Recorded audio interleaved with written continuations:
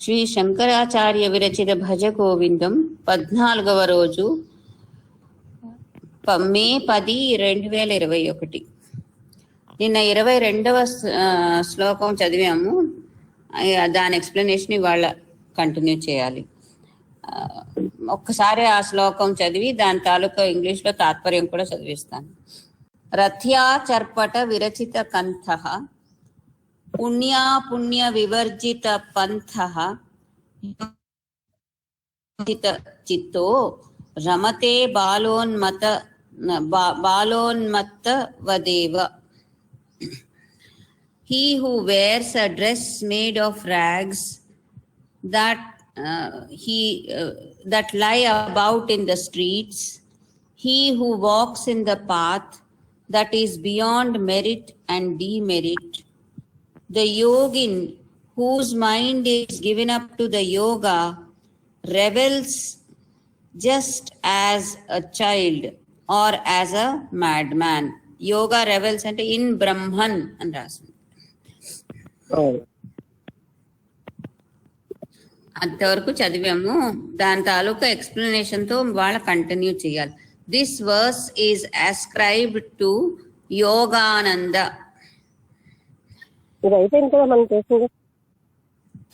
అంతే చదివాము నిన్న. దాని కంటిన్యూ ఇంకా దాని ఎక్స్ప్లెనేషన్ వీళ్ళు ఏమిటన్నారు అవన్నీ చదవలేదు నిన్న.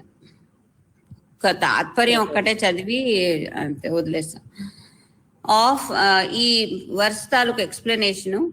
Of the Jivan Muktas, it is said that they may behave like children, madmen, or ghosts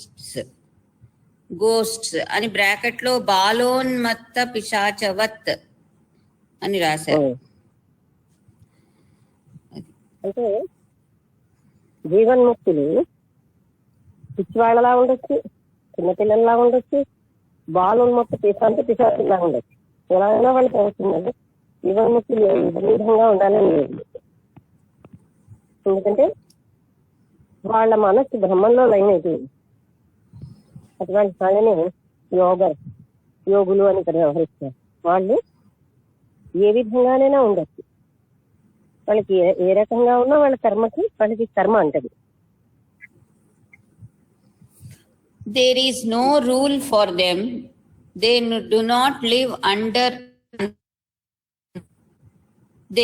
They are no longer bound with the chain of cause and effect. అంటే కారణ కార్య సంబంధంతో వాళ్ళు వాళ్ళని బంధించేటటువంటి ఏ ధర్మము లేదు, ఏ నియమము లేదు. ఎందుకంటే వాళ్ళు బ్రహ్మత్వంలోనే వాళ్ళ మనసులో ఏమై ఉంటుంది కనుక వాళ్ళకి ఏ కర్మ ఉండదు.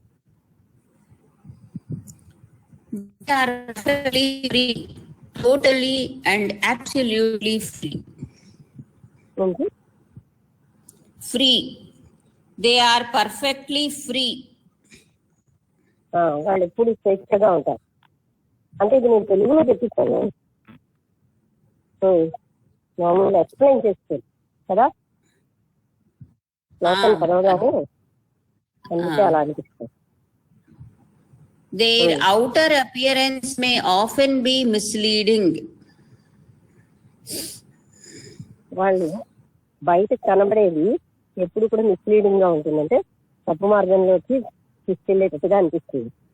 వాళ్ళు ఏ తాగుబోతులాగో, పిచ్చివాళ్ళలాగో, బాలులాగో ఇలా ఉంటారంటే జ్ఞానం అనిపిస్తుంది. అందుకే నాకు చూసిగానే వీళ్ళే జ్ఞానం అనిపించేటట్టుగా ఉంటారు. They may be utterly foreign to drawing room manners. అది అంటే వాళ్ళకి మనం పాటించేటటువంటి మేనర్స్ అవి పాటించారు. దానికి కారణం ఏంటంటే వాళ్ళ స్థితి వేరు. వాళ్ళకి బాహ్య స్పృహలో ఉండరు.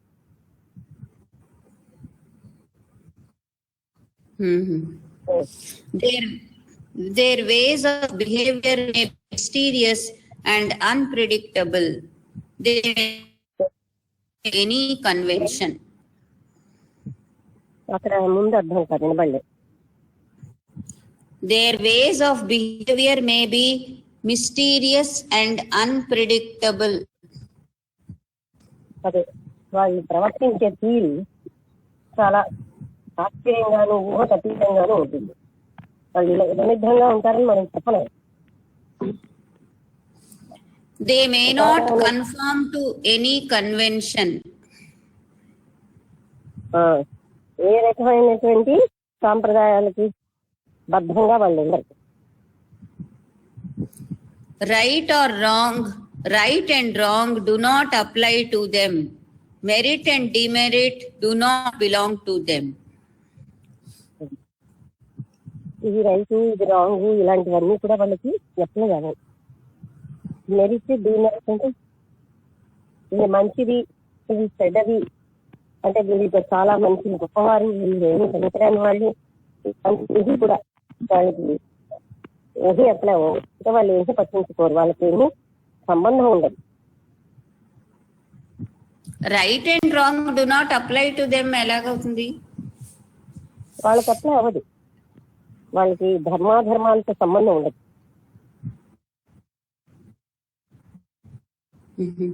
భక్తులతో లేదు, ఏది అప్లై అవ్వదు వాళ్ళకి. అది చేయకూడని పని, చేయవలసిన పని అంటూ వాళ్ళకి ఉండవు. They are beyond the three gunas of Prakriti, and so prescriptions have no relevance in their case. They are beyond the three gunas of Prakriti. Gunas of Prakriti.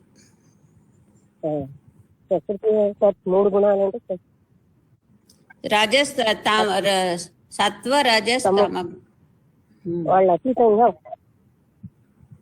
అందుకని తర్వాత ఏంటి? And so prescriptions and prohibitions, వాళ్ళకి నిషిద్ధాలను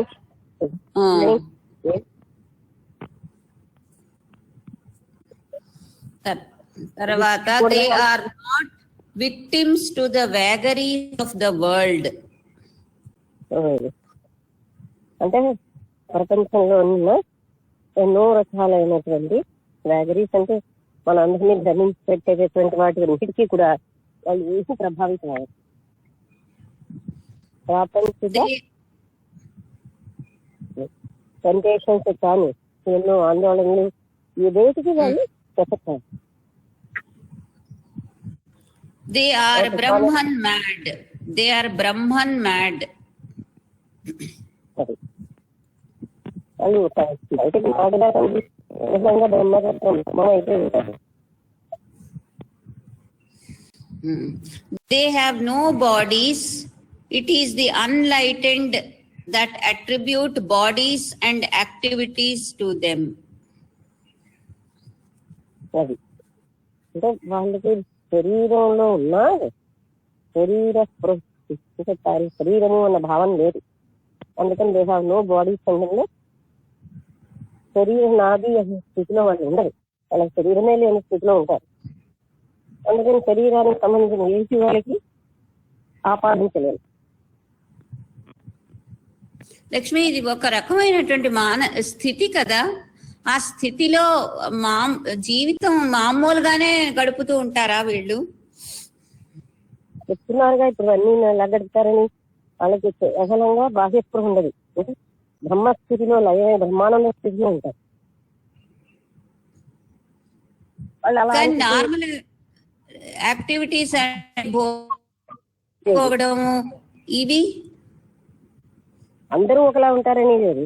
జనకుడు ఏమో రాజ్యం చేశాడు, హేమచూడు రాజ్యం పరిపాలించాడు.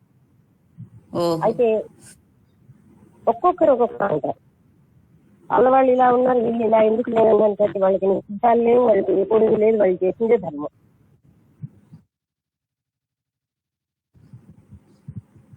ఎందుకంటే అక్కడ కర్తృత్వ భోక్తృత్వాలు లేవు. ఏదైతే ఫైనల్ లో దాంతో శేషత్వానుభూతిలో ఉన్నారు.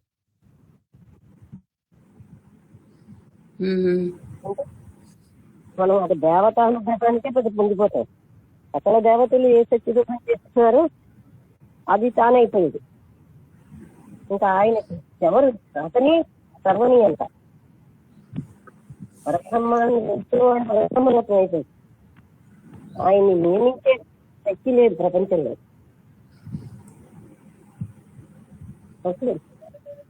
ప్రారంభ కర్మ వరకు ఉంటారు, తర్వాత చనిపోతారు, దేహం వదిలేస్తారు. వాళ్ళ దేహంతో ఏమీ సంబంధం ఎందుకంటే లేదు. నా దేహం ఉన్నప్పుడే కదా దేహాంతో సంఘం వదిలేస్తారు. సంఘం వదిలేస్తే మనం ఉంటాం. వ్యక్తి సంఘం పెట్టుకోబట్టి మనం ఇలా ఉంటాం.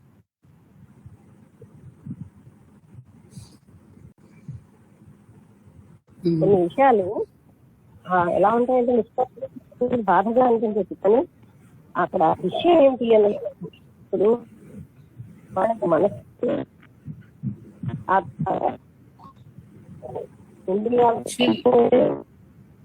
లక్ష్మి కట్ అయిపోతున్నది వినిపించడం. తనకి మనసు ఇంద్రియాలతో సంబంధం లేదు. వాళ్ళు ఎటువంటి స్థితి అది అంటే సర్వం ఏదైతే మెయిన్ జీవితంలో పొందాలో పొందిస్తారు.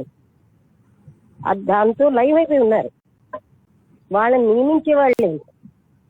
ఎందుకంటే పరబ్రహ్మమే తాను అయిపోయిన వాళ్ళు, పరబ్రహ్మమే అన్నిటికీ ఆధారం. అదే తానైన వాళ్ళు ఇంకేం చేయగలరు అంటే వాళ్ళని ఇది రాంగ్ అని, ఇది రైట్ అని, ఇది నిషిద్ధ కర్మ అని వాళ్ళకు ఉండవు.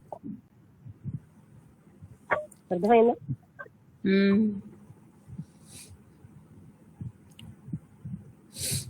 అంటే అన్నిటికీ మెయిన్ ఏమిటి? ఫస్ట్ ఇంద్రియ మనోనిగ్రహాలు ఉంటేనే మనిషి ముందుకు వెళ్ళగలదు. అవి కానీ లేనప్పుడు అక్కడే ఆగిపోతారు. అంటే ఇంద్రియ మనోనిగ్రహాలే కాదు, ప్రపంచం పట్ల ఒక రకమైనటువంటి ఇందులో ఏమీ లేదు, విస్తారమైంది అనే కన్ఫర్మేషన్ వస్తుంది. అది రానంత సేపు మనసు మళ్ళీ మళ్ళీ ఇటువంటి వాటి తెలుస్తుంది.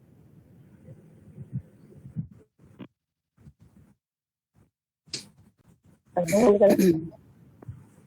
ఇప్పుడు సాధారణంగా మనం ఎలా ఆలోచిస్తాం, మనం ఉన్న స్టాండ్ పాయింట్ లో వాళ్ళని చూస్తాం. అది అర్థం అవుతుంది. అది అర్థమయ్యే విషయం.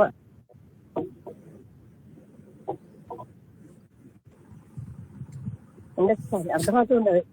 అంటే వాళ్ళకి ఆ స్థితి ఏమిటి అనేది కొంతవరకే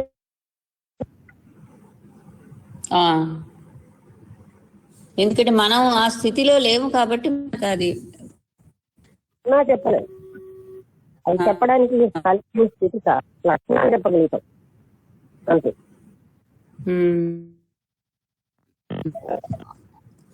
ఇప్పుడు ఇంద్రియాలతోటి మనసుతో పట్టుకోబడిన విషయాలు ఎలా చెప్తాం మనసుతో? అంటే ఇప్పుడు మనం ఈ చదువుతున్న బ్లవేస్కి, జగదీష్, వీళ్ళందరూ, కృష్ణమూర్తి గారు, వీళ్ళందరినీ మనం ఇలాగే ఆలోచించుకోవాలా? ఇలాంటి బ్రహ్మజ్ఞానంలోని దానికి కృష్ణమూర్తి గారు ఏమన్నారు తెలుసా? నువ్వు అడిగిన దాని ప్రశ్నకి, why don't you accept that you are Christ అడిగారు.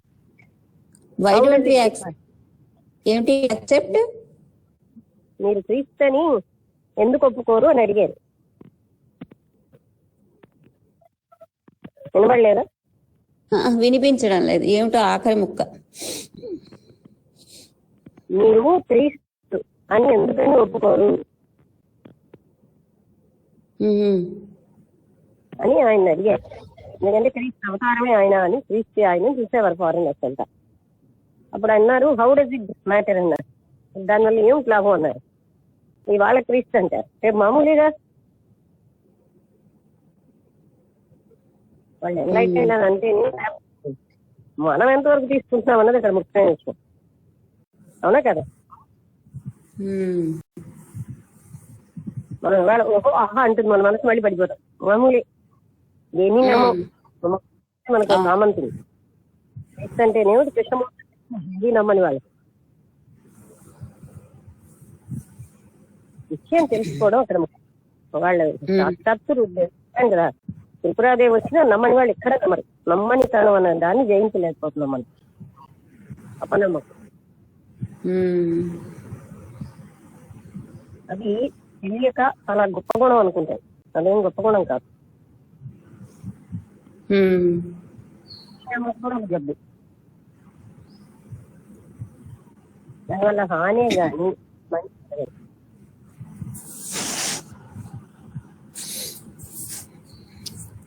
అర్థమైందా? ఆహా. అర్థం అవుతూ అవుతూ ఉన్నది. ఎందుకంటే నువ్వు కూడా తీసుకోవట్లేదు. అంటే అయిపోతున్నా సాక్షాత్తు వినబడుతుందా? వినిపిస్తున్నది, మధ్యలో కట్ అవుతున్నది, అందుకని కంటిన్యూటీ కనిపించడం లేదు. సాక్షాత్తు షిరిడి బాబా వచ్చి నీ దగ్గర నిలబడ్డా నువ్వు నమ్మవు. ఎందుకంటే అనే జబ్బు నీ దగ్గర ఉంది. అలాంటప్పుడు మనం అది ఒక జబ్బు అనమాట. ఎందుకంటే వాళ్ళు అది హయ్యర్ క్వాలిటీ అనుకుని పోషిస్తూ ఉంటారు.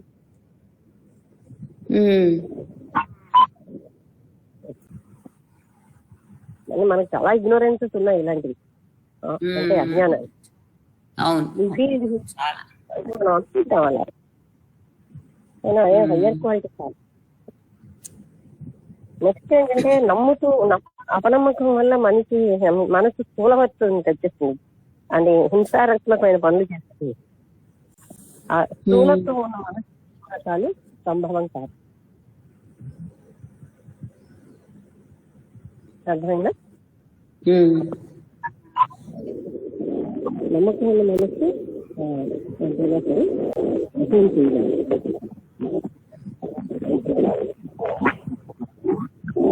అంటే చెప్పేది నిన్న కూడా నేను అందుకే మనం ఉండే స్థితితో అది సంభవం అంటే కాదు. ఎందుకంటే ఇంద్రియ మనో నిగ్రహాలు లేకుండా ఆ లోపలికి ఇక్కడ అనేది ఉండదు. ఎందుకంటే మన బాధ ఏంటంటే తీరలేదు, ఆ కోరిక తీరలేదే అని బాధలోనే ఉంటాం తప్ప అంతకంటే మనం ఇంకా లోపలికి ఎప్పుడు వెళ్ళగలం? అవన్నీ వదిలేసినప్పుడు. అది వదిలేయడం అంటే గట్టిగా అణిచిపెట్టడం కాదు, బలవంతంగా అణిచిపెట్టడం కాదు. అర్థం మనం తెలుసుకుని వదిలేయడం, అర్థంతో విత్ అండర్స్టాండింగ్ మనం వదిలేయాలి. అర్థమైనా?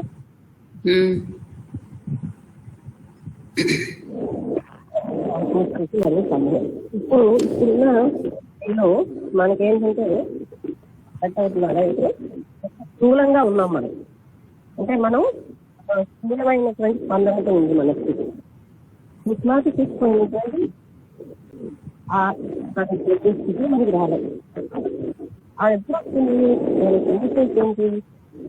ఇంద్రియాల యొక్క పరిగెత్తి మాత్రం మహానందం దాని కారణం మన ప్రారంభం. దాని మీద నేర్చుకోవాలి కూడా ఉండదు.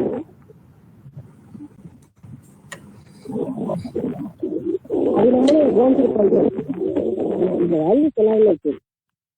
ప్రాపంచిక దృష్టిని సుఖాన్ని ఇస్తామని అందరూ వెళ్ళొస్తారు.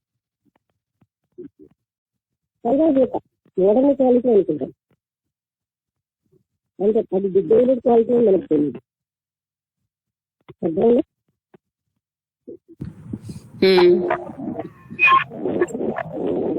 చాలా డిస్టర్బెన్స్ ఉంది లక్ష్మి, చాలా డిస్టర్బెన్స్.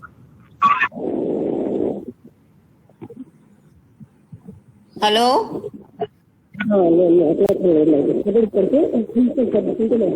అసలు అంటే అది పూర్తి సౌండ్ అంతా కవర్ అయిపోయింది డిస్టర్బెన్స్ తో. ఏది మాట్లాడినాను, ఎందుకు అలాగ అవుతున్నది? ఒకసారి మళ్ళీ ఏమైనా లాగిన్ చేసి రావాలా? లాగౌట్ చేసి సారీ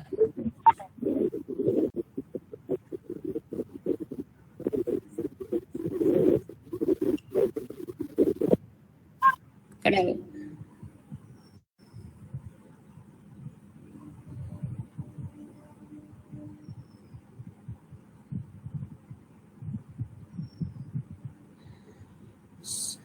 సిగ్నల్ ప్రాబ్లం వచ్చి మనం ఏం చేయలేదు. ఇప్పుడు కొంచెం వినిపిస్తున్నది. ఇప్పుడు okay, continue. Name of modernity నేను అవిద్యను బాగా నేర్చుకున్నా అంటుంది. అవిద్య అంటే అది మనం బాగా నేర్చుకుంటున్నాం. మన యొక్క విశ్వాసాలు కూడా అలాగే ఉంటున్నాయి. ఎవరికైనా దాన ధర్మాలు చేయాలంటే ఎంతసేపు ఆలోచన, ఇది నేను ఏమైనా చేసేస్తాడా, ఇది చేస్తాడా అంటే అక్కడ ఆలోచిస్తాం. కానీ ప్రపంచ సమస్తం అనుకుని పరిగెడుతున్నాను దగ్గర ఆలోచించారు. బికాస్ దట్ ఇస్ రైట్ అని కొన్ని అజ్ఞానాలు తెచ్చి వేసి ఉంటుంది. ఎందుకుండదు? ప్రపంచ వస్తువుల్లో సుఖం అక్కడ కాబట్టి ఎక్కడ ఉంటుంది అన్నట్టుగా ఉంటాం మనం, ఎన్ని ఫెయిల్యూర్స్ వచ్చినా. సో పీపుల్కి వాళ్ళ అవిద్య వాళ్ళకి తెలియదు, తెలిస్తే అది విద్య అయిపోతుంది కదా. ఎప్పుడైతే అజ్ఞానంలో ఉన్నామని తెలుసుకుంటామో జ్ఞానం అది ఆటోమేటిక్ వస్తుంది.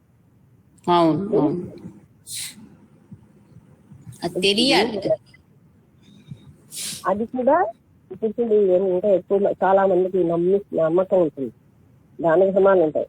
అంటే బై బర్త్ చాలా అడ్వాన్స్డ్ క్వాలిటీస్ వస్తుంటాయి.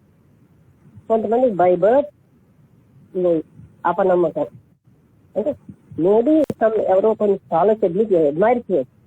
స్కాలర్స్ అడ్మిరేషన్ మనకేం పనికిరాదు. ఓహోహో నువ్వు ఎంత పాండిత్యం ఉందో అంత పాండిత్యం, ఏం పనికొచ్చిన పాండిత్యం మనకి?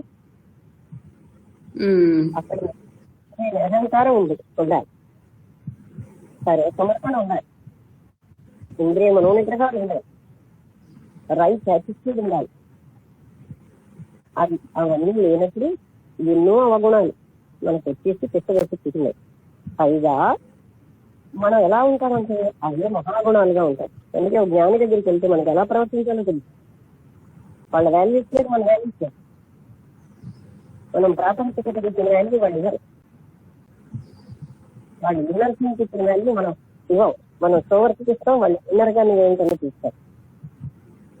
ఆ సోవర్కి ఇచ్చిన వాల్యూ మనం ఇంటర్వ్యూకి ఇవ్వం, వాళ్ళు ఇన్నర్గా ఎలా ఉందో మనకు తెలియదు. సో మన అజ్ఞానం మనకి ఎన్నో తెలియని సంగతి మనకు తెలియదు. బయటపడకుండా గుణాలు లేదు. ఎలా బయటపడతాం? ఉన్నవా అవగుణాలు, దానికి తోడు బలపరిచే అహంకారం అది. అలాంటి వాళ్ళు ఎలా అందులోంచి బయటపడగలరు? ఎవరైనా చెప్తే వినరు, వాళ్ళు తీసుకోరు. అది అధోగతి. అధోగతి కాకపోతే మరి ఏం గతి? అధో అంటే కింద గతి అని అర్థం. సో ప్రాపంచికంగా సృష్టి ఆర్జించడం ఇది పెద్ద విషయం కాదు. అదొక దానిపై జ్ఞానం ప్రయత్నించారు కూడా.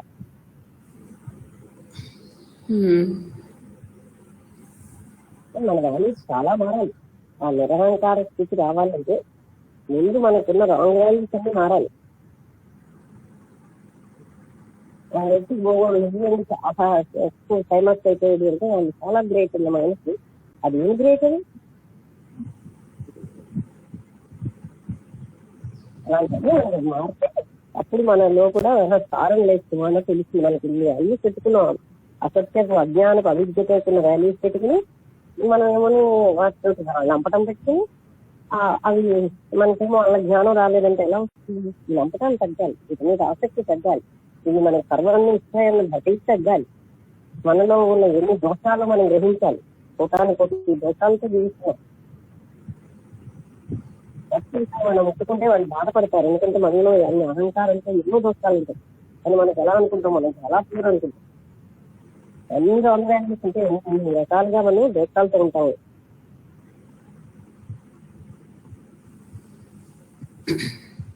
అందరికీ ఏంటంటే ఒక అబ్బాయి అంటే లాగా చేసేస్తారు. ఏంటంటే తొక్క తెల్లగా ఉంటే రెగ్యులర్ నుంచి అందరు ఎక్కువ వేపిస్తారు. తొక్క నల్లగా, తొక్క అంటే చర్మం ఎవరు అందరు ఎక్కువ వేపిస్తున్నారు. అలాంటివన్నీ వేపిస్తూ చూస్తాం మనం. లోపల ఉన్న తత్వాన్ని అర్థం.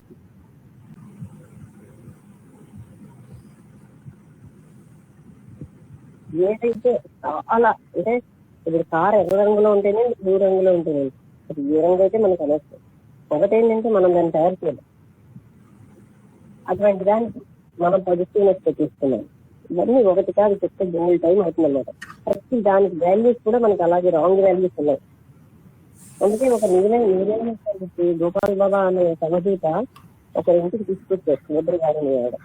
చెప్తే అంటే వాళ్ళ ఇంట్లో కొన్ని దోషం ఉంది. వాళ్ళ అమ్మాయి యొక్క మ్యారేజ్ లో ఆయన వాళ్ళు ఏం చేస్తారు మనకేం తెలుసు, మనం అనుకున్న పద్ధతిలో ఉండదు. అయితే సాధారణంగా జ్ఞానం ఇంట్లో ఉన్నప్పుడు నిద్రపోకూడదు. మనం కూడా ఎందుకంటే వాళ్ళ ప్రతి దాన్ని మనం తెలుసుకునే చెప్తున్నాను. వాళ్ళకి ఒక బెడ్రూమ్ ఇచ్చాం కదా అని అలా తెలుసు. సో వీళ్ళు కూడా ఆ కొంత జ్ఞానం ఉన్న వాళ్ళ గురించి పడుకోలేదు, అద్భుతాలు చూపిస్తారు. ఆ తర్వాత మార్నింగ్ వేసే లిస్ట్ లో ఆయన ఒకటి చేశారు. నేనేం చేశారు, బాబు ఇది అందరికీ సంబంధించిన ఎవరు పెడతారని. అంటే వాళ్ళ మార్గాలు వాళ్ళకి తెలియదు, వాళ్ళు ఏ పని చేసినా ఇంకేదో ఉంటుంది. నేను ఆయన బలవంతంగా దిగపెట్టిస్తూ ఉంటే లేదు నేను వెళ్ళను, నా పని అవ్వలేదు ఇంకా అన్నారు. నేను పని మీద వచ్చాను కదా, పని పూర్తి అవ్వలేదు. అయితే కావాలి ఏదైనా అబద్ధాలు చెప్పేసి మామూలు మనుషులాగా తీసుకెళ్ళిపోయి అకాడమిక్ వచ్చారు. తీసుకెళ్ళిపోయిన తర్వాత మీరు మళ్ళీ ఆయన మీద వెళ్ళిన ప్రేమ కొద్ది ఏడుస్తున్నారు అని ఫోన్ చేసి సమజ్ఞారు. ఆ తర్వాత అంటే అర్థమైంది లేదు బాధ. ఆ తర్వాత అదే అతను ఏ పని మీద వచ్చారో పంపించారు కదా, నెక్స్ట్ టైం మళ్ళీ పిలిచినప్పుడు ఆ ఇంటికి వెళ్ళకపోతారు. ఆ ఎండలో కూడా ఆ డాబా మీదనే ఉండి ఆ పని చేసి వచ్చేటట్టు కానీ మహాత్ములు అలా అంటారు. చెప్తూనే ఉన్నారు అవలేదని. మనం మన పద్ధతుల్లోనే ఎక్స్ప్లెయిన్ చేస్తాం. అందువల్ల చాలా వరకు వాళ్ళు ఆయన గోపాల్ బాబా చివరికి పిఠాపురంలో ఉండి అక్కడే గ్రహించాలి. అటువంటి అంటే మహాత్ముల మార్గాలు ఎవరికి అర్థం కాదు. ఎందుకంటే ఈ బుద్ధికి ఈ రీజనింగ్ మనం చాలా పరిమితమైన ఎన్నో రాంగ్ వాల్యూస్ లో ఉన్నాం అనే సంగతి మనం గ్రహించలేనంత అజ్ఞానంలో ఉన్నాం. ఓకే,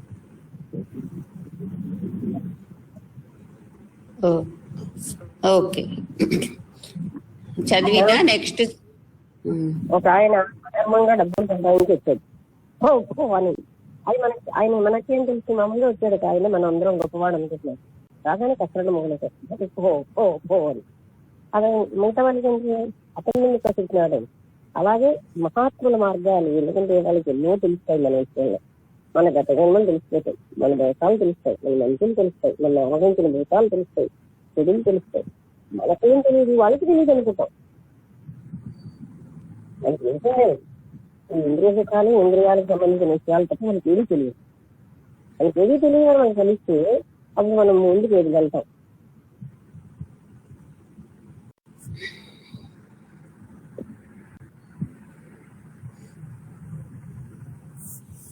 ఓకే లక్ష్మి, ముందుకి వెళ్దాం.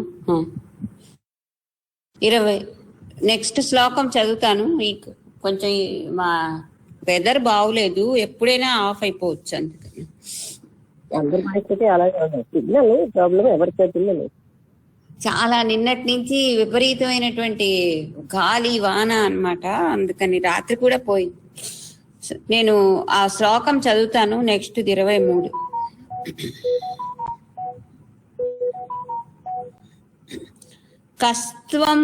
కస్త్వం కోహం కుత ఆయ కామే జననీ కోమే తాతః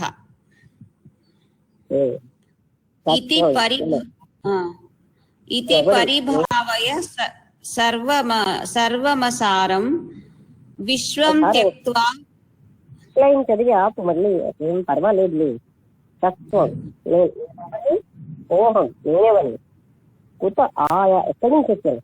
తర్వాత కామే జననీ కోమే తాతః తల్లెవరు తండ్రెవరు.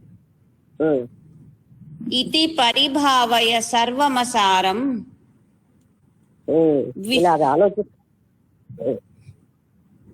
విశ్వం సర్వమసారం అని రాసింది. ఇతి పరిభావయ సర్వమసారం,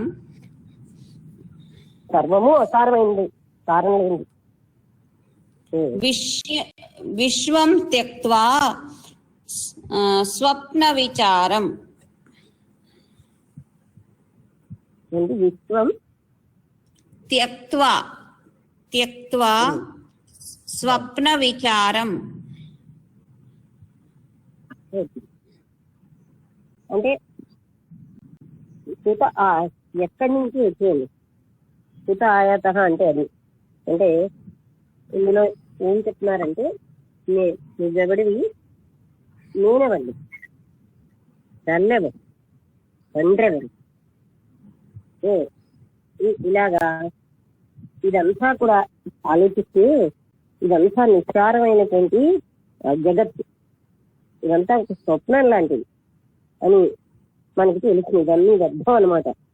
అలాంటి వ్యర్థమైన ఆలోచనలు అంటే ఈ ప్రపంచ పుస్తకాల మీద ఉన్నాయి, ఇవన్నిటిని కట్టిపెట్టి ఏమో అసలైన తత్వ విచారణ చెయ్యి అంటే ఇది అని అంటున్నారు. అంటే ఇలాంటి అక్కర్లేని అంటే తల్లో తండ్రో పిల్లలో భర్త అని ఎలాడడం కాదు. అసలు నిజవడివి, నువ్వు ఎక్కడి నుంచి వచ్చావు, నీ తల్లి ఎవరు, నీ తండ్రి ఎవరు అంటే ఇక్కడ ఈ పాయింట్ ఎలాగ మనకు అర్థమవుతుంది. నీ తల్లి ఎవరంటారేంటి అని, నీ తల్లి ఆరిజను ఎలా వచ్చింది కానీ ఆవిడ ఎక్కడో ఆత్మ ఎక్కడి నుంచో వచ్చింది. అలాగే ఏ రకమైన సంస్కారాల్లో వచ్చిందో అది తండ్రి ఎవరు. అసలు ఇలా ఆలోచిస్తే ఈ సంసారం అంతా నిస్సారం అని తెలిసిపోతుంది. అప్పుడు ఈ వ్యర్థమైన విషయాలన్నీ వదిలిపెట్టి అసలైనటువంటి బ్రహ్మతత్వాన్ని పట్టుకోవు. ఈ జీవితం అంతా ఇలాంటి వాటిల్లోనే గడిపేస్తున్నావు. తత్వ విచారణకి నా వాళ్ళు అంటూ అందులోనే కూర్చుంటారు. అందుకని అది వదిలిపెట్టి నువ్వెవరో తెలుసుకో ముందు అని రమణ మహర్షి ఎలా అన్నాడు. అందుకని ఇందులో కూడా తత్వం, కోహం అంటే నేనెవరు, నువ్వెవరు, తత్వం త్వం అంటే నువ్వెవరు అది తెలుసుకోవడమే. అంటే అలాంటి ఆత్మవిచారణ, తత్వ విచారణ అనేది చాలా అవసరం. అంటే ఎప్పుడు కూడా తన వస్తువుల గురించి ఎన్నో రకాలుగా అంటే వాటికి ఇంకా బ్రాంచెస్ అనమాట. మనం ఎన్ని రకాలుగా అందులో కూడుకుపోయి ఉన్నాం, ఎన్నో గ్రంథాలు చదువుతున్నాం, అయినాను అంటే ప్రాపంచిక జ్ఞానం పెంచుకుంటున్నాం. కానీ తానెవ్వరు అన్న సంగతి ఎప్పుడు కూడా తన తల్లి తండ్రి అని అంటున్నానే అసలు ఎవరు వీళ్ళంతా ఈ బాడీకే కదా అని మనం చూడం. నేనే బాడీని అంతే అన్నప్పుడు ఉన్న మైండ్ ఆలోచన అండర్స్టాండింగ్ లేదు. అదే నేను కనిపించేదే పట్టుకుంటున్నాం. కనిపించినది చాలా కనిపించనిది అయినటువంటి ఈ పంచభూతాత్మకంగా ఉన్న ఈ ప్రపంచమే కాకుండా ఇంకా మనకి అనంతమైనది ఉంది అన్న సంగతి తెలియకుండా జీవిస్తున్నాం. అందుకోసం ఆ తత్వ విచారణ క్షణక్షణం కూడా చేస్తూనే ఉండాలి. అంటే అలాంటిది అప్పుడు మాత్రమే ఇదంతా కూడా స్వప్నం లాంటిది, ఈ ప్రపంచం ఏదైతే నేను సత్యం అనుకుంటున్నానో అని అప్పుడు ఆలోచనలన్నీ తట్టిపెట్టి అప్పుడు మాత్రమే మనం ఆత్మవిచారణ చేస్తా ఉన్నాం. అందుకని ఇది ప్రశ్నించడం మనం తెలుసుకోవాల్సిన అవసరం ఉంది. ఈ శ్లోకంలో అదే చెప్పారు. దాని అదే ఇంగ్లీష్ లో అదే చెప్పారు. Who are you, who am I, whence have I come, who is my mother, who my father, thus enquire, leaving aside the entire world which is comparable to a dream and is essenceless. అండి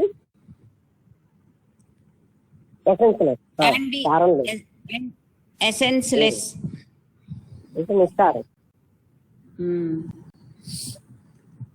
The world of waking is non-real like the dream world from the metaphysical standpoint. ఇంకా మనం జాగరూకంగా ఇదే నిజం అని అనుకున్న ఈ ప్రపంచం dream world లాంటిది అని తెలుసు స్వప్నం. Although from the empirical standpoint there are different waking world, dream world. వినబడలేదు.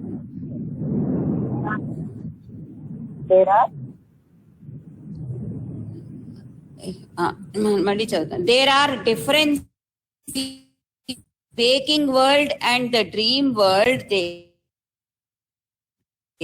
illusory from the standpoint of the absolute self. అదే ఆత్మతత్వానికి భిన్నంగా ఉన్నదంతా కూడాను అది సత్యమైనది కాదు, అదంతా డ్రీమ్ వరల్డ్ మాత్రమే. అదే మనం త్రిపుర రహస్యంలో యోగ వాసి అన్నింటిలో నేర్చుకుంటుంది అదే కదా. ఇది ఏమీ ముఖ్యం కాదు, ఇది సత్యం కాదు.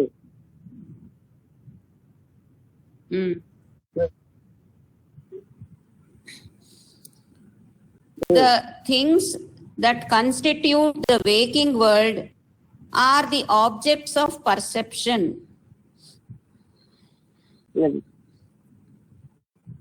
అదే అంటే మన వేకింగ్ వరల్డ్ లో చూస్తున్నవన్నీ సమస్తంగా అనుకుంటున్నాం.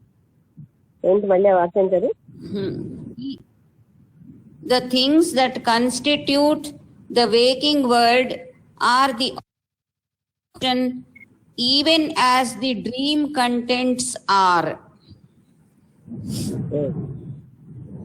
సరే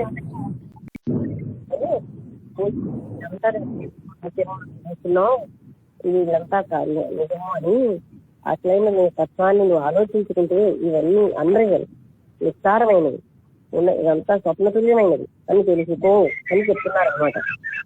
నా పాయింట్ కే ఎక్స్ప్లెనేషన్ ఇస్తున్నారు. ఇదే సమస్య చూపిస్తున్నావు, ఇది కాదు, ఇది నిస్సారమైన సుమా అని చూపిస్తున్నారు. And what are perceived are illusory. అది మనం ఏదైతే పొందుతున్నామో అవన్నీ భ్రాంతిదాయకం అని చూపిస్తున్నారు. In his commentary on Mandukya Karika, Shankara puts the argument in the form of a 5-membered syllogism.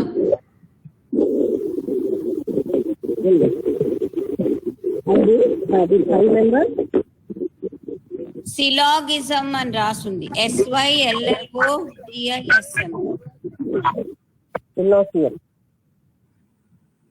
Syllogism. The things seen in waking are illusory. మనము తెలివిగా ఉండి చూసిన వస్తువులు భ్రాంతిదాయకులు, అవి ఇల్యూజరీ, భ్రాంతులు. బ్రాకెట్ లో ప్రతిజ్ఞ అని రాశారు, ప్రతిజ్ఞ. Because they are seen, bracket లో హేతు, అవి చూడబడుతున్నాయి కనుక. సరే ఇప్పుడు నేను ఇక్కడ హేతుగా అంటే మన లాజికల్ గా మనం ఏమో వాటిని ఒప్పుకోగలుగుతున్నాం కనుక అది రియల్ అనుకుంటాం, కానీ ఇదంతా నిస్సారమైంది కాదు అని చెప్తున్నారు. అది ఆ శ్లోకంలో ముఖ్యంగా చెప్పింది అది. Like the things seen in dream దృష్టాంత. స్వప్నంలో చూసిన లాంటివే ఈ బయట మనం వేకింగ్ స్టేజ్ లో చూసినా కూడా. As in dream there is illusoriness for the things seen, so even in waking the characteristic of being seen is the same. అది అంటే అక్కడ చూడడం అనేది స్వప్నంలో ఎలా చూడబడ్డం అయితే ఇక్కడ చూడబడ్డం అలాంటిది, ఆ రెండు ఒకలాంటివి అని ఇంకొంచెం బోధపరుస్తున్నారు సార్. అంటే అక్కడ ఏదో చూసి స్వప్నంలో చూసి తెలిసిపోయింది, ఇది అన్ని చూసిస్తున్నాం. అలాగే ఇది కూడా ఆ పాయింట్ మనకి ఎప్పుడో చెప్పారు కదండి త్రిపుర రహస్యంలో. మనం ఇదంతా స్వప్నతుల్యం, ఇంకో రకంగా చెప్పాలంటే ప్రతిబింబం, ఇందులో సత్యం లేదు, సత్యం అని మనం జీవిస్తున్నాం. కానీ అది అంత ఈజీగా మనకి వెళ్ళదు. ఎందుకో ఎన్నో జన్మల నుంచి సత్యం అన్న మైండ్ వెళ్ళిపోయిందంటే మనకి అది ఆ బోధ వెళ్ళదు. ఎన్నిసార్లు ఎంతమంది సాక్షి ఆ పరబ్రహ్మ స్వరూపం మన ఎదురుగుండా రూపం దాల్చి వచ్చిన ఇదంతా స్వప్నతుల్యం అని చెప్పినా మనం నేర్చుకో. కారణం మన మనస్సులో అన్ని జన్మల నుంచి ఇది స్వప్నం కాదు, ఇదే యథార్థం అనేది అయితే అది మనసులో ఉండిపోయింది. అది of being seen is the same అని బ్రాకెట్ లో హేతుపనయ అని రాశారు, comma therefore even in waking the illusoriness illusoriness of things is declared nigamana.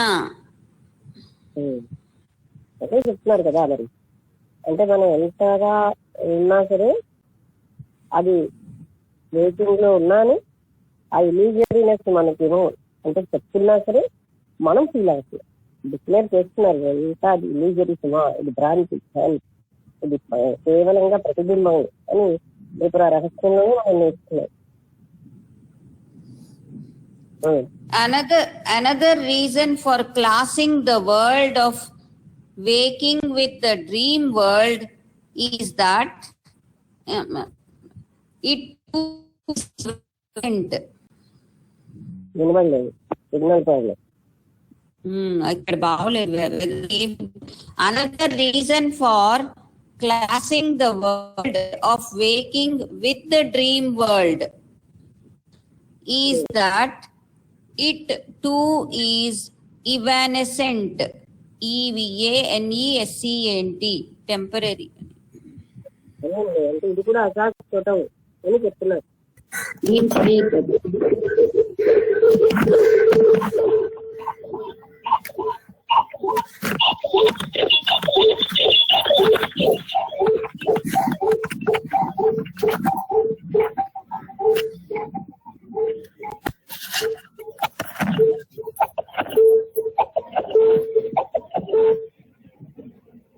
Hello hello చెప్పు. అదే ఇక్కడ బాగా ఉరుములు అన్ని వస్తున్నాయి, అందుకని నాకు వినిపించలేదు. నేను అక్కడ మాట్లాడుతున్నారా లేదా ఏమిటి అని. లేదు అంటే నేను ఇవన్నీ చెప్పినవే కదా. అక్కడ ఎలా అయితే స్వప్నంలో అది మనకి తెలుస్తోందో, అది ఎందుకు దాన్ని ఇంకో రీజన్ స్వప్నంతో పోల్చారు అంటే అది అశాశ్వతమైనది, ఇది అశాశ్వతమైనది అని చెప్పడానికి. ఇది అంతా కూడా చెప్పిన విషయమే కనుక ఇంకా అంతకంటే ఎక్కువ ఎక్స్ప్లెయిన్ చేసి అవుతూ ఉంటుంది. బాధపడింది. What is non existent in the beginning and at the end is so even in the present. అంటే ఏది ఇది ఎగ్జిస్ట్ అవ్వదు అని. Anandagiri gives the following argument. The world of waking is illusory because it has a beginning and an end, like the dream world. ఇవన్నీ కూడా అంటే దీనికి ఆది ఉంది, అంతం ఉంది. దీనికి ఇది ఏదైతే ఆది ఉంది దానికి అంతం ఉంటుంది. అందుకని ఇది డ్రీమ్ వరల్డ్ లాంటిది, ఇంకా శాశ్వతమైంది కాదు, బ్రహ్మతత్వం లాగా అని అది చెప్తున్నారు. What has a beginning and an end is illusory, like mirage, etc. అదే కదా ఇప్పుడు చెప్పింది. దేనికైతే ఆది అంతం ఉంటుందో అది అశాశ్వతమైంది. Let one realize the illusory and essenceless nature of the world by asking such questions as, who am I? Who are you? Where from are we? Who is my mother and father? అది ఈ illusory nature, ఈ భ్రాంతి తత్వాన్ని మనం తెలుసుకోవడానికి ఇలాంటి ప్రశ్నలు చేయాలి. నేను ఎవరిని, నువ్వెవరు, నా తల్లి ఎవరు, నా తండ్రి ఎవరు, నేను ఎక్కడి నుంచి వచ్చాను అని ప్రశ్నించుకోవాల్సిన అవసరం ఉన్నది.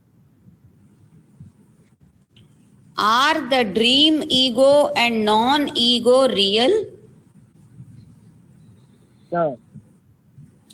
అయితే డ్రీమ్ ఈగో, నాన్ ఈగో ఎలా అని ప్రశ్నిస్తున్నారు. Are the ego and non ego real? Are the dream parents real? అది డ్రీమ్ లో ఉన్న పేరెంట్స్ నిజమైన వాళ్ళ? Are the dream birth and death facts? Are the dream dream birth and death, are they facts? అది నిజమా? Proper enquiry on these lines will reveal the vanity and emptiness of the world. ఈ విషయాల్లో బాగా మనం enquiry చేస్తే ఆ vanity, అందులో ఉన్న షో వర్క్, అందులో ఉన్న ఎంటీనెస్ తెలుస్తాయి. లక్ష్మి, ఇక్కడికి శ్లోకం అయింది. ఇప్పుడు 7:21 అయింది. కంటిన్యూ చేయమన్నావా లేకపోతే ఆపమన్నావా? కంటిన్యూ చేసిన ఒక శ్లోకం చదువుతావా? ఒక శ్లోకం చదువుతాను. 24వ శ్లోకం. త్వయి మయి చాన్యత్రైకో విష్ణు, త్వయి మయి చాన్యత్రైకో విష్ణు, వ్యర్థం కుప్యసి, వ్యర్థం కుప్యసి మయ్య సహిష్ణుః సర్వస్మిన్నపి పశ్యాత్మానం సర్వత్రోత్సృజ భేద జ్ఞానం. అది అంటే త్వయి మయి, నీలోను నాలోను, అందరిలోనూ ఒకే విషయంగా, అందరిలోని అంటే ఇతరులు, అన్యం అంటే ఇతరులు అందరిలో కూడా ఏకో విష్ణువు, విష్ణువే ఉన్నాడు. అందుకని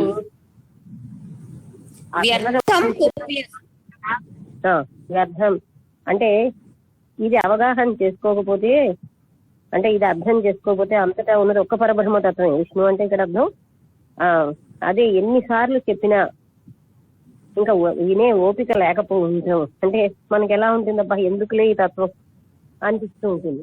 నీకు ఓపిక లేకపోయినా సరే భవ సమచిత్త సర్వత్రత్వం అంటే రెండో లైన్ ఇంకోటి ఉంది, వ్యర్థం కుప్యసి మయ్య సహిష్ణుః. అదే అంటే ఇది సహించడానికి నీకేమో ఇష్టం లేకుండా ఉండొచ్చు. అంటే ఈ రకమైన సత్యాన్ని నువ్వు అర్థం చేసుకోకుండా ఉండొచ్చు, అంటే సహించలేకుండా ఉండొచ్చు, లేకపోతే అర్థం అవ్వకుండా ఉండొచ్చు. అదే పదే పదే చెప్తున్నటువంటి ఈ విషయాన్ని అదే ఇంకా వినే ఓపిక లేకుండా ఉండొచ్చు. భవ తర్వాత ఏంటి, సర్వస్మిన్నపి పశ్యాత్మానం, సర్వస్మిన్ అపి పశ్యాత్మానం, తర్వాత సర్వత్రోత్సృజ భేద జ్ఞానం. మళ్ళీ చదువు, త్వయి మయి చాన్య త్రైకో విష్ణు.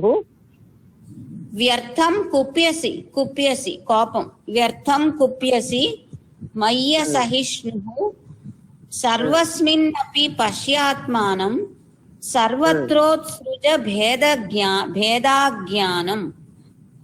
అది అంటే అంతా ఉన్నటువంటి ఏకత్వాన్ని చూడు, ఈ భేదం అనే అజ్ఞానాన్ని వదిలేయి.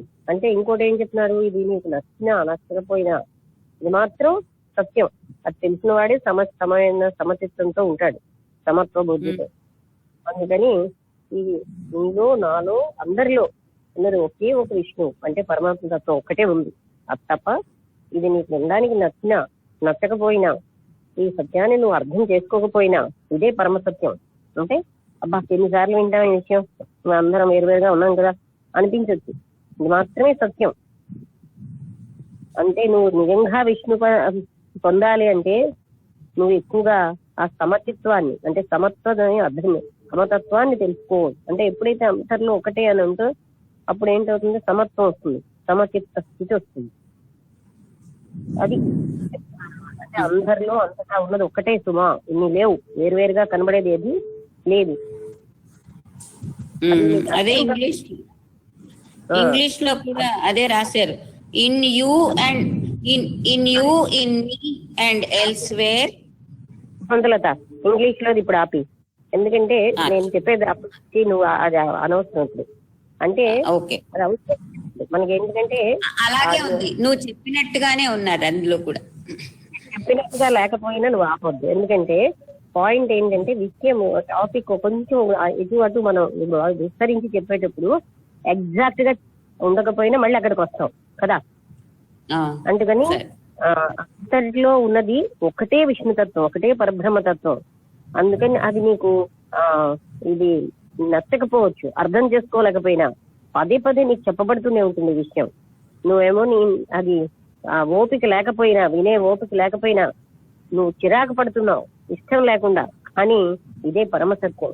అంటే అస్తమానం ఒకటే అంటారేంటి, భిన్నంగా కనబడుతూ ఉంటే అని ఆఖరికి అంత విసుగ్గా ఉంటున్నా సరే ఈ పరమసత్యం దీన్ని ఆశ్రయించితే మాత్రమే నువ్వు అసలైనటువంటి సమత్వాన్ని పొందగలవు. ఆ సమత్వ చిత్తం ఉంటేనే అసలైన స్థితి పొందగలవు. అందుకని ఇది అర్థం అయ్యే వరకు చెప్తూనే ఉంటారనమాట. అంటే అర్థం అవ్వడమే కాదు, అక్కడ ఆ అనుభవం వచ్చే వరకు అర్థమయ్యి వదిలేస్తావు, అది చాలదు. అందుకని అంతవరకు నువ్వు ఎంతో ఒక అనుగ్రహంతో జ్ఞానులు చెప్తూనే ఉంటారు. అందుకే అంత సహనము ఓరిమి ఉండాలి. ఇక్కడ అలాంటి అధ్యయనం ఇంకి అసహనం మాత్రం పనికిరాదు, తొందరపాటు అంతకంటే చిరాకు పడకూడదు. అందుకే నువ్వు సమత్వ బుద్ధితో ఉండాలి. ఆ సహనం చాలా అవసరం ఇటువంటి జ్ఞానానికి. నువ్వు అసహనంగా ఉన్నా సరే తిరిగి నీకు ఇదే విషయం నాకు చెప్పబడుతోంది. అందుకే జ్ఞానికి సమత్వం, సహనం ఇవన్నీ చాలా అవసరం. ముఖ్యంగా ఈశ్వరార్పణ భావం అన్నది తోనే అన్ని కర్మలు చేయాలి. పరమేశ్వరుడి మీద అచంచలమైనటువంటి విశ్వాసం ఉండాలి, లేదా భక్తి. అప్పుడు మాత్రమే మనం మానవులకి సేవ చేయడం అనేది మాధవ సేవని ఆలోచించి చేస్తాం, భగవంతుడికే చేస్తున్నామని. ఆ తర్వాత నిరంతరము మనం అధ్యయనం చేస్తూ ఉండాలి, చింతన విచారణ చేయాలి. ప్రతి నిమిషం కూడా సత్య స్వరూపాన్ని, అంటే ఎప్పుడు తపన ఉంటే ఇవన్నీ చేస్తాం, సత్యం ఏమిటని ఆ సత్య స్వరూపాన్ని ధ్యానించుతూ ఉండాలి. అలా చేయడం వల్లనే అందరిలోని అంతటా వ్యాపించినటువంటి ఆ విష్ణు తత్వాన్ని లేక భగవత్ తత్వాన్ని మనం తెలుసుకోవడం సులువైపోతుంది. కానీ అలా కాకుండా ఏదో విన్నా వదిలేసామంటే అదంత సులువేం కాదు. అంటే మన జీవితంలో ప్రతి క్షణంలో ఆచరణకి రావాలి, అది ఇక్కడ చెప్తున్నారు ఎంత కారుణ్యంతో. ఎందుకంటే ఎలా వస్తున్నది, మీకు అందులో విసుగుంటే పనికిరాస్తుంది. సహనం ఉండాలి, సహనం ఉండాలి, అందరిలో ఉన్న పరబ్రహ్మ తత్వాన్ని చూసి సమత్వం ఉండాలి. అప్పుడు మాత్రమే నువ్వు అసలైన దానికి వెళ్ళగలవు. రేపేమో మీనింగ్ తో శ్లోకం చదువుదాం. ఇప్పుడు 7:30 అయిపోయిందా? ఇంకా 2 నిమిషాలు ఉందా? 2 నిమిషాలు ఉంది, 7:28 అయింది. అందుకని ఈ శ్లోకం ఏం చెప్తుంది అంటే సహనం ఉండాలి, అసహనం వల్ల పనికిరాదు. అంతటా ఉన్నటువంటి ఆ పరబ్రహ్మ తత్వాన్ని తెలుసుకో, పదే పదే అదే భావన చెయ్యి. దానివల్ల మాత్రమే నీకు ఈ మార్గం సులువు అవుతుంది, లేకపోతే ఈ మార్గం సులువు అవ్వదు. అందుకే మహాత్ములు ఎప్పుడు కూడా నువ్వు నేర్చుకునే వరకు తిరిగి తిరిగి చెప్పబడుతూనే ఉంటుంది. తర్వాత నిరంతరం చేయవలసినవి ఏంటంటే దాన్ని స్మరణ చేయాలి, పరమాత్ముడి పట్ల అనంతమైన విశ్వాసం ఉండాలి, భక్తి ఉండాలి. కొన్ని లక్షణాలు ఇలాంటి వాళ్ళకి అవసరం అని చెప్పారు. అంటే ప్రతి నిమిషము కూడా ఈశ్వరార్పణ భావంతో కర్మలు చేయాలి, నా కోసం చేస్తున్నానన్న భావంతో కాకుండా. అలాగే అనంతమైనటువంటి విశ్వాసము, భక్తి ఉండాలి. అదే విధంగా మానవులు సేవ చేసినప్పుడు భగవంతుడికి సేవ చేస్తున్నానని భావించాలి. తర్వాత ప్రతి క్షణం కూడా మనం అధ్యయనం చేస్తూ మనం స్వ అధ్యయనం కూడా చేయాలి. బాహ్యంగా పుస్తకాలు చదవడమే కాకుండా మనం అధ్యయనం చేసుకోవాలి. నేను ఎలా ఉన్నాను, ఎలాంటి ఆలోచనతో ఉన్నాను, ఏ రకమైన ఉద్దేశాలతో ఉన్నాను, పనులు ఎలాంటి ఇంటెన్షన్స్ తో చేస్తున్నాను.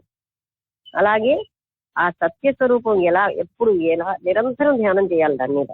సత్యం అనేది ఏంటి, పరబ్రహ్మ స్వరూపం, ఇదంతా పరబ్రహ్మ స్వరూపం. అలా ప్రతి క్షణం ప్రతి దాన్ని మనం అంతలాగా దానికి అంకితం అవుతేనే మనకేమో కొంతైనా సరే అది మొదలవుతుంది అర్థం అవడం. అందుకని ఇవన్నీ లేకపోతే చెప్పిన అర్హతలు అంత సులువుగా అది దొరికేది కాదు. అందుకే అనంతమైన విశ్వాసంతో ఉన్న భక్తి అవసరం. భక్తి అంటే ఎప్పుడు కూడాను మనం చేసేది భక్తి కాదు, అంతర్గతమైనటువంటి సంపూర్ణ విశ్వాసమే భక్తి. తస్మిన్ పరమ ప్రేమ రూప, అంటే ఆ పరమ ప్రేమే భక్తి. నారద భక్తి సూత్రాల్లో మొట్టమొదటిది. అందుకని అవన్నీ ఉన్ననాడే నీకు అప్పుడు అది సుగమం, అంటే సులువు అవుతుంది. అచంచలమైన విశ్వాసంతో ఉన్న భక్తి, ఆ శరణు, ఆయనే సర్వస్వం, ఇంకా ఉన్నది ఆయన ఒక్కటే అనేటటువంటి ప్రతి కర్మని కూడా ఈశ్వరార్పణ చేయాలి. నేను భూమి మీద ఉన్నాను కదా అంటే ప్రతి కర్మని ఈశ్వరార్పణ చేయాలి. ఇవి కిటుకులు మనం అవి పొందాలంటే. అంటే మరి మామూలు ఇంటెన్షన్స్ అవన్నీ పెట్టుకున్నప్పుడు ఇవన్నీ పనికిరావు. అంటే ఆ తపన ఉంటే ఇవన్నీ కూడా ఇష్టంగా ఉంటాయి. ఓకే, ఇక ఇవాళ ఇంతవరకు మనం అంటే చదివిన శ్లోకం 2 శ్లోకాలు. ఇదొకటి. ఇంతకు ముందు ఏంటంటే నేను ఎక్కడి నుంచి వచ్చాను, నా తల్లి ఎవరు, నా తండ్రి ఎవరు, నువ్వెవరు అని ప్రతి క్షణం మనం చూసుకోవాలి. ఎందుకంటే ఇవన్నీ అశాశ్వతం సుమా. అసలైనటువంటిది శాశ్వతమైనటువంటి ఆ బ్రహ్మత్వమే సత్యము, అశాశ్వతమైన జగత్తుని సత్యం అని నేను భావిస్తున్నాను అని మొదటి దాంట్లో చెప్తే, రెండవ దాంట్లో కూడా ఇదే రకంగా మనకి ఏం చెప్పారంటే నువ్వు నేను అందరం కూడా ఇతరులు అందరూ పరబ్రహ్మ స్వరూపాలే. అంటే విష్ణు స్వరూపం అని అన్నారు. విష్ణు అంటే పరబ్రహ్మ అని అర్థం. సమస్తము విష్ణు స్వరూపమై ఉంది అని తెలుసుకో. పరులు ఎవరు లేరు ఇక్కడ. నేనులా విష్ణు స్వరూపాను, నువ్వు విష్ణు స్వరూపమే, అందరూ విష్ణు స్వరూపాలే అని తెలుసుకో అంటే అప్పుడు ఏం చేస్తాం మనం? కర్మలన్నీ కూడా మానవుడికి సేవ చేస్తున్నాం అని ఉండదు, విష్ణువుకే సేవ చేస్తున్నాం, భగవంతుడికే సేవ చేస్తున్నాం అని చేస్తాం. అలాంటి సేవ చేస్తే మన కర్మలు అంటాం, మనం ఫ్రీ అయిపోతాం. అలాగ చేస్తూ అనంతమైన భక్తి కలిగి విశ్వాసం కలిగి ఉంది. అదే విధంగా మనం నిత్యము కూడా ఆ సత్యాన్ని స్మరిస్తూ ఉండాలి, పరబ్రహ్మ స్వరూపాన్ని. అలా చేస్తూ ఉంటే తర్వాత అధ్యయనం చేస్తూ ఉండాలి. ఇలాంటి గ్రంథాధ్యయనం, సత్పురుషుల సాంగత్యం, మానవ సేవ, ఈశ్వరార్పణ బుద్ధితో కర్మ చేయడం, ప్రతినిత్యము సత్యాన్ని ధ్యానించడం, ఇలాంటివి చేయడం వల్లనే మనం అలాంటి పదాన్ని పొందగలం. కానీ కేవలంగా మామూలుగా అది సులువు అయిపోతుంది అలా నిరంతరం చేయడం వల్ల. ఓకే, ఇవాళ నేర్చుకున్న 2 శ్లోకాల్లో ఇది అర్థం. ఎక్స్ప్లెనేషన్ ఎక్కువ ఇవ్వడానికి కారణం ఏంటంటే ప్రాక్టికల్ గా మనకి రావాలని. ఓకే,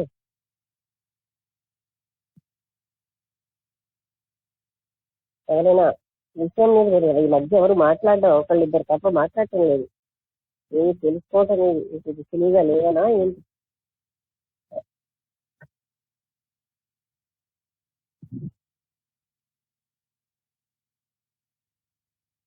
హలో,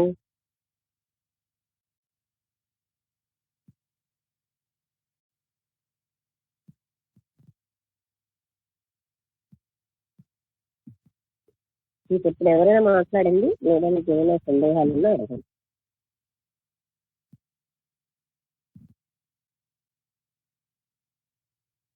ఈ జ్ఞానం అన్ని వదిలేయగలిగే స్థితి రావాలి మానసికంగా. అది రాకపోతే అవవు. ఇది మిగతా ప్రపంచ జ్ఞానాలు లాంటిది కాదు. మిగతా ఇప్పుడు చూడండి, ఒక కెమిస్ట్రీ చదవాలనుకోండి, లేకపోతే ఒక అటామిక్ ఫిజిక్స్ చదవాలి, అప్పుడు మనకి ఇంద్రియ మనో నిగ్రహాలు ఆటోమేటిక్గా చదువుతున్నప్పుడు ఉంటాయేమో, కానీ ఆ తర్వాత మనం ప్రపంచంలో అన్ని వదలకుండా ఆ జ్ఞానాలు వచ్చేస్తాయి. ఒక కంప్యూటర్ జ్ఞానం తెలుసుకోవాలి, అన్ని వదలక్కర్లేదు. అందుకే కదా వాళ్ళు అన్ని అటువంటి computer engineers, software engineers, drinking అలాంటి వాటికి అన్ని వెళ్ళి వ్యసనాలు పాలవుతూ ఉంటారు. ఎందుకంటే మొన్న అది ఎక్కడో జాయిన్ అయ్యి ఒక అబ్బాయి చెప్తున్నాడు, అందరూ డ్రింక్ చేయడం ఏంట. ఎంత చదువు చదివి వాళ్ళకి డ్రింక్ ఫ్రీగా ఇస్తున్నారని చెప్పి డ్రింక్ లో దొరలేదు అంటే మీ సంస్కారం అది కాదు. అలాంటి చదువులకి ఇంద్రియ మనో నిగ్రహాలు అక్కర్లేదు, ఏం వదలక్కర్లేదు. ఈ చదువు వేరు, ఆ చదువులు చదువులే కాదు తెలుసు.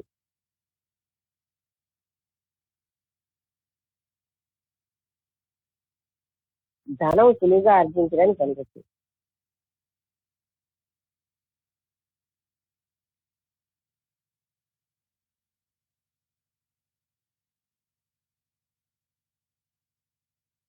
అంటే ఇక్కడ అంటే మొహమాటాలు నిష్కర్షగా చెప్పకుండా ఉంటే జ్ఞానం కరెక్ట్ గా చెప్పలేదు. ఓకే, ఎవరైనా మాట్లాడతారా?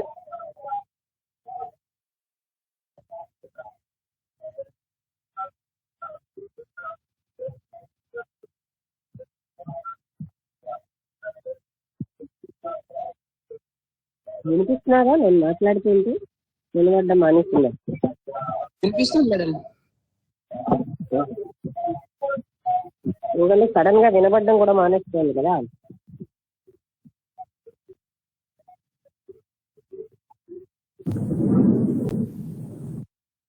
మాట్లాడతారా ఎవరైనా?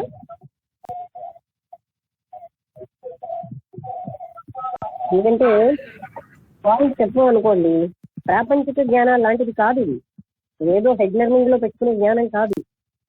అందుకని నిష్కర్షగా చెప్పాల్సిన అవసరం ఉంటుంది. బాధగా ఉండొచ్చు, మరి బాధపడవలసిన అవసరం లేదు. జ్ఞానం అలాంటిది.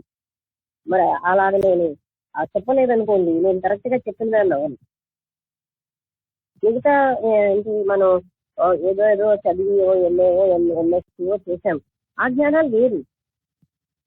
అప్పుడు ఏమో వాళ్ళకి ఇంద్రియ మనోనుగ్రహాలు ఉన్నా లేకపోయినా, వాళ్ళకి ప్రపంచంలో ఉన్న అశాశ్వతం శాశ్వతం అనుకున్నా వాళ్ళకేం పర్వాలేదు ఆ జ్ఞానానికి. ఈ జ్ఞానం అలాంటిది కాదు. అందుకే ఏం బ్రహ్మజ్ఞానం అనుకున్నావా అంటే బ్రహ్మజ్ఞానం స్పష్టమైనది అన్న భావనలో మాట్లాడతారు అందరు. ఎందుకంటే అన్ని వదిలితే గానీ అది కొంత కూడా మనకు అర్థం కాదు.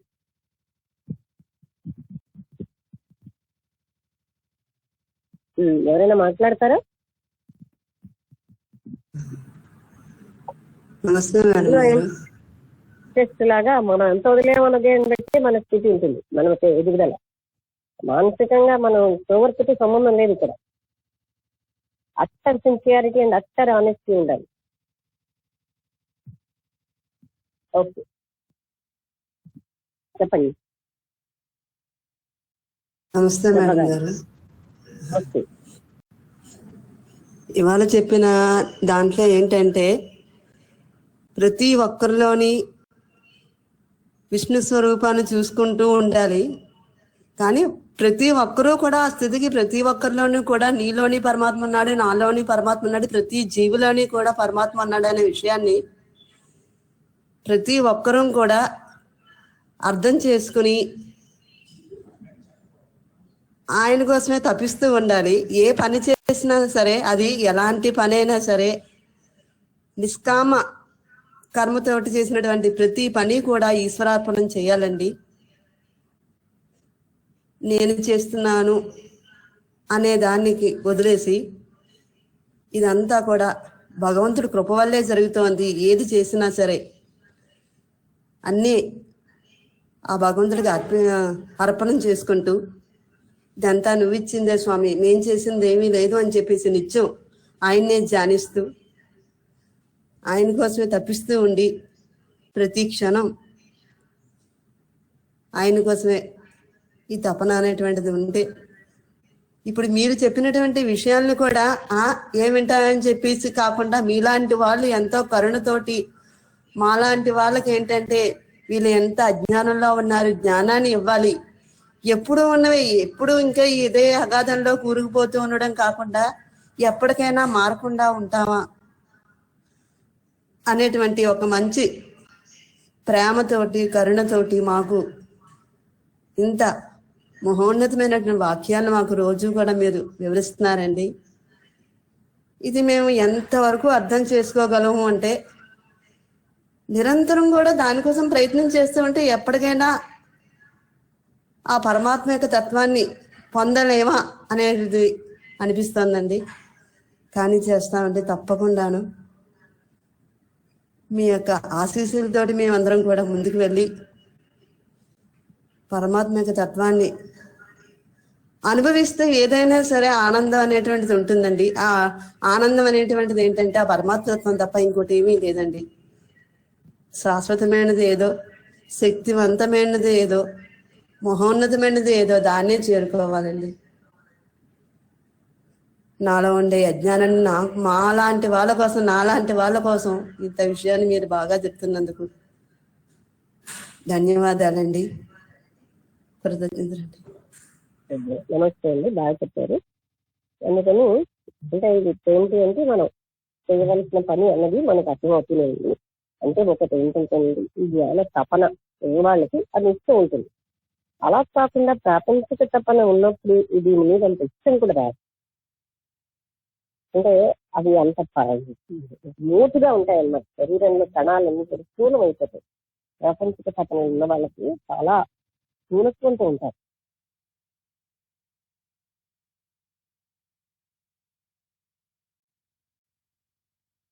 ఓకే, ఇంకెవరైనా మాట్లాడతారా?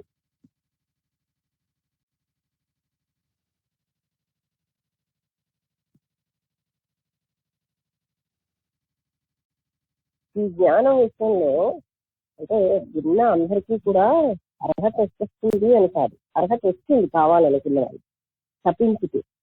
అంటే మిగతా కాదు అని అది కూడా మనకి ఇంకా ఎలాగా అవన్నీ ముఖ్యమే అనేది అది వేగంగా పోవట్లేదు. అది ఇక్కడ పాయింట్.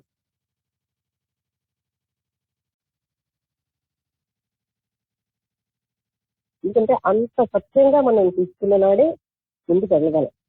అంత ఆనెస్టీ ఉండాలి మనం. ఇక్కడ ప్రవర్తులు కానీ అహంకారాలు కానీ ఇది ఏది పనికిరాదు. అంతని సత్యమే సమస్తంగా ఉండగలిగినప్పుడు మనకు ముందుకు వెళ్ళగలం. లేకపోతే మనకి మనమే టోపీలు పెట్టుకుంటూ కూర్చుంటారు. ఇనప టోపీలు, బంగారం టోపీలు, అందమైన భావాలతో తెలివితేటలతో మాట్లాడేసి అక్కడితో మనం జస్టిఫై చేసేసుకుంటాం. ఎందుకు వెళ్ళలేకపోతాం అంటే మాకు సంసార బంధాలండి అంటారు. ఏ సంసార బంధం నీళ్ళు పెట్టుకున్నదే కదా. మీరాబాయి అంత మహారాణి స్థితిలో ఉండి సంసార బంధం లేదా? ఇలాగే మనం జస్టిఫై చేసుకుంటాం.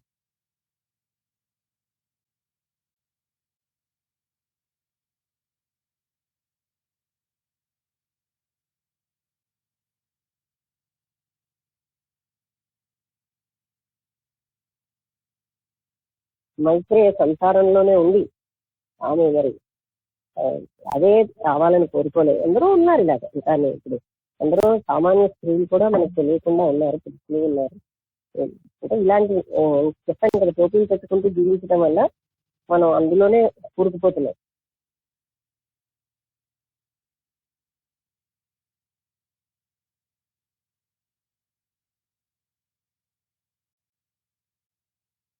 మాట్లాడతారా? ఏంటంటే మనం ఎందుకు కూరిపోతున్నాం అంటే ఇంకొకళ్ళ వల్ల అని చెప్పడానికి ఒక రకంగా మన దోషాలు ఎదురు పెట్టే మైండ్, అటువంటి కుబుద్ధి మనకు అలవాటైపోతుంది. ఇటువంటి ఆధ్యాత్మిక విషయంలో కూడా అలాంటి కారణాలే చెప్తాం మనం.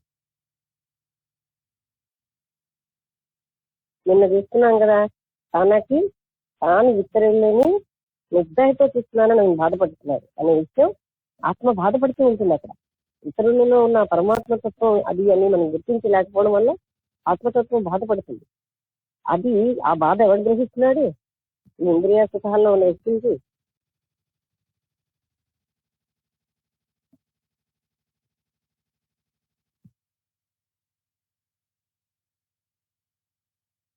ఇంకెవరైనా మాట్లాడతారా? ఇటువంటి జ్ఞానం నేర్చుకోవాలంటే మరి కొన్ని హయ్యర్ థింగ్స్ చెప్పాల్సి ఉంటుందండి. ఆ హయ్యర్ థింగ్స్ చెప్పాల్సినప్పుడు నిర్దాక్షిణ్యంగా, నిష్పక్షపాతంగా చెప్పాలి. అక్కడ మొహమాటాలు మరో రకమైన పనికిరావు. అది చెప్తే అది కుదరదు. అక్కడ అంత నిజాయితీ కూడా ఉండాలి. ఆ నిజాయితీకి కావాల్సిన ధైర్యం ఉండాలి. ఏం లేదు, నాకు ఇంకా ప్రాపంచిక చింతనలో ఉన్నాను, ఆసక్తులు ఉన్నాయి అని ఒప్పుకోగలగాలి. అప్పుడు అది తెలుస్తున్న కొద్దీ అందులోంచి బయటపడగలం. మనం ఏం చేస్తాం? టోపీలు పెట్టి కూర్చుంటాం. నాకు ఎక్కడున్నాయి, నేను అన్ని వదిలిపోయాను అంటారు, అనుకుంటారు. ఆ అనుకున్న మనసు అంటే మోసం మానేస్తుంది. అది ముందుకు వెళ్ళలేదు. వదిలేయాలి అనుకుంటారు, వదిలేసేనని భ్రాంతి చెందుతారు. అది ఇమేజ్ లో వదిలేశారు, రియాలిటీలో వదలదు.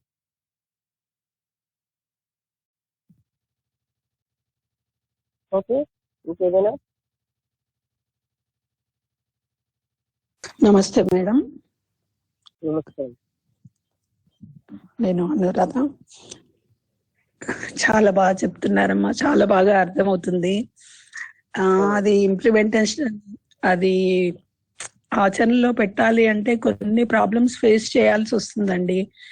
అంటే నా విషయంలో నేను చెప్తున్నాను, అందరిలో పరమాత్మ ఉన్నాడనే భావనతోని వాళ్ళు ఎలా బిహేవ్ చేసినా మళ్ళీ వాళ్ళ దగ్గరికి వెళ్ళేసరికి వాళ్ళకి ఏమనిపిస్తుందంటే ఈవిడ ఏదో స్వార్థంతోనే మా దగ్గరికి వస్తుంది అనే భావన వ్యక్తపరుస్తున్నారు మాటలలో, చేతలలో. అప్పుడు అంటే నేను ఎలా ఉండాలి మేడం? అంతేకాదు, వాళ్ళకి ఏమనిపిస్తుంది అది వదిలేదు. మనకి మన లక్ష్యము గట్టిగా ఉందనుకోండి, మరి ఈ సాధించిన వాళ్ళకి వచ్చిన ఎదురవలేదా? వాటిని పట్టించుకోనంత మనస్థితి చేయాల్సింది మనం. అప్పుడు సత్యం పైకి వస్తుంది. ఎప్పుడైనా అసత్యం పైకి రాదు. మనకంత బలహీనంగా ఉన్నాం కనుక ఇవన్నీ పట్టించుకుంటున్నాం. అవునమ్మా. ఆ బలం ఉన్నప్పుడు ఇవన్నీ ఎందుకు పట్టించుకుంటాం? ఎవరు ఇలా అనుకుంటే ఇతరుల ఒపీనియన్ కంటే ఇంపార్టెన్స్ ఎందుకు ఇవ్వడం? రెండవది, మీరు ఎప్పుడైతే నిస్వార్థంగా ఉంటారో ఆటోమేటిక్ గా ఒకసారి అనుకుంటారు, 2 సార్లు, తర్వాత తెలిసిపోతుంది కదా రోజు తిన్నది. ఈ త్యాగం చేసిన వాళ్ళందరినీ ఇవన్నీ పడలేదా? అన్ని పడతాయి. ఏది పడే ధైర్యం.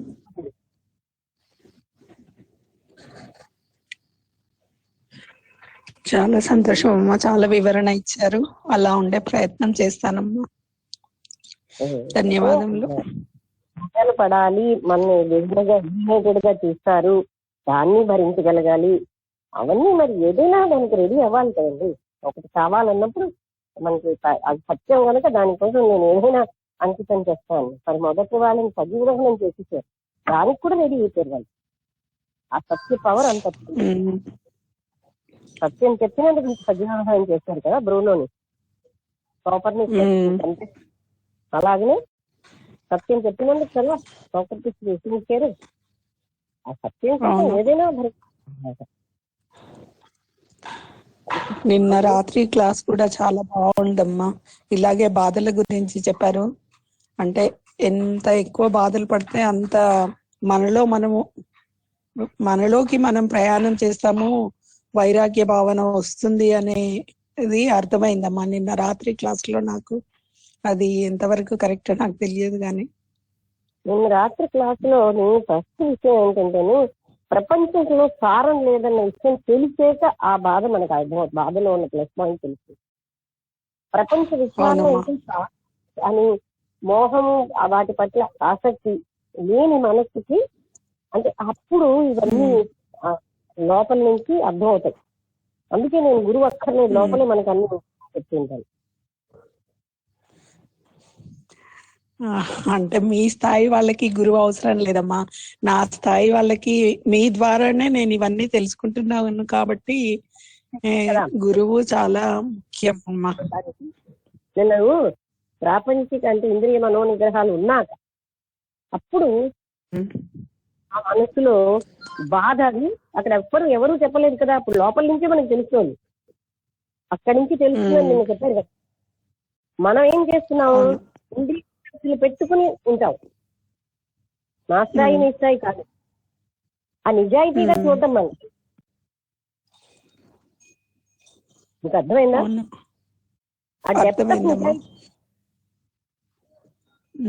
అలాంటి ఆసక్తిని పెట్టుకున్న మనసుకి అవే ముఖ్యం అనిపిస్తుంది.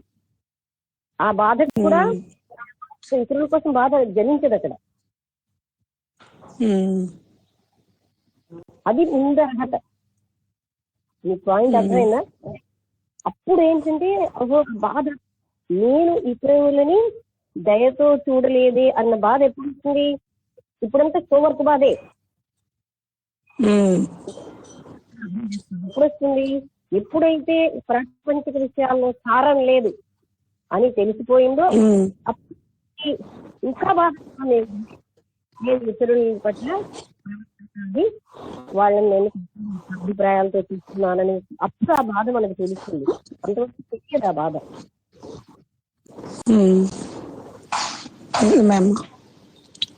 అక్కడ చెప్పిన విషయమే నేను చెప్తున్నాను. అది చెప్పడానికి తెలియజేయడానికి అక్కడ ఏడు మనకు తెలిసి దాని కానీ అర్థం అని ఆ రెండు చాలా సంబంధం ఉంది. ఇంతవరకు నేనేం పొందలేదు, నేను ఇతరులను కష్టపెడుతున్నాను అంటే వాళ్ళ ఒక ప్రేమ, వాళ్ళు ఇచ్చే రివార్డుతో కాదు. కష్టపెట్టడం వల్ల బాధ వస్తుంది తెలుసుకుంటాం. అది మామూలు మనసుకు తెలుస్తుందండి.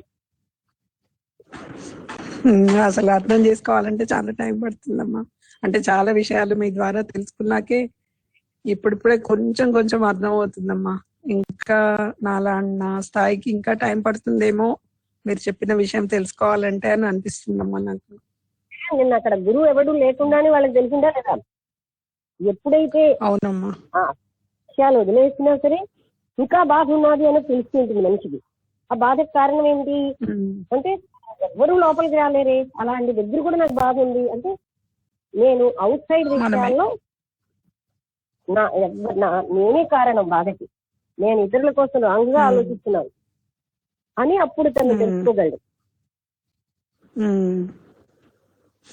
అంటే ఒకటమ్మా, వాళ్ళ గురించి మనకు చెడు థాట్ ఏదన్నా వచ్చింది అనుకోండి, వెంటనే మన మైండ్ ని డైవర్ట్ చేసుకోవడం ఒకటే మార్గం కదమ్మా. చెడు థాట్ రావడమే అంటే మనకి అజ్ఞానం. మన కోసం అదే. కదా. ఉమ్, పిల్లల్ని అలాగే ఉంటుంది. ఆ లెవెల్లో చూస్తే అప్పుడు తెలుస్తుందండి. మనము వాళ్ళు ఒకటే కదా అనే భావనలో చూస్తేనే మనకు సమస్య దృష్టి ఉంటుంది. మనం చేస్తే రైట్, చేస్తే తప్పని చూస్తాడు. ఉమ్, అలాంటి పరిస్థితి మనకు ఉండబట్టి మనకి అంత కారుణ్యం మన మీదే మనకి సొంత ప్రేమ ఎక్కువ. అది తగ్గాలి. ఉమ్, ఉమ్, మనకి ఏ కష్టం వచ్చినా మహా దుఃఖం. ఉమ్, ఎదుటి వాళ్ళకి కష్టం చూపెట్టినట్టు నటిస్తాం, మనకేం ఉండదు. సొంత ప్రేమ పోయే వరకు మనకి అది రాదు. ఉమ్, అందుకే ఇవాళ చెప్తున్నారు ఈ పక్షపాత బుద్ధి వదిలి సమత్వ బుద్ధి పెట్టుకో అని. ఉమ్, నచ్చినా నచ్చదు, ఇది అమ్మా. పోయినా పరమసత్యం. ఉమ్,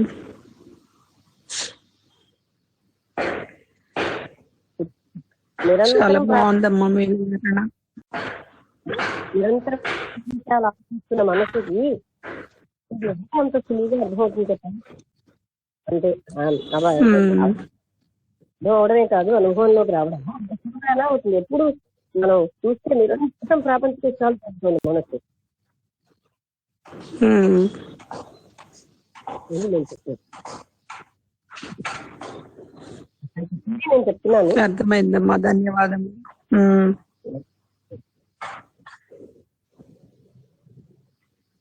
ఓకే, ఇంకెవరైనా మాట్లాడతారు? నారాయణ గారు లేరు ఇవాళ?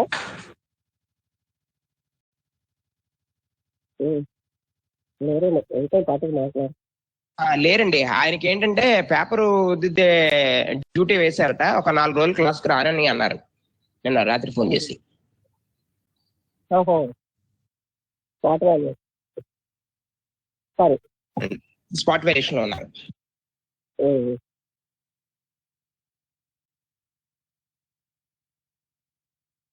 సరే, అందరికీ నమస్కారం. ముగించేద్దాం.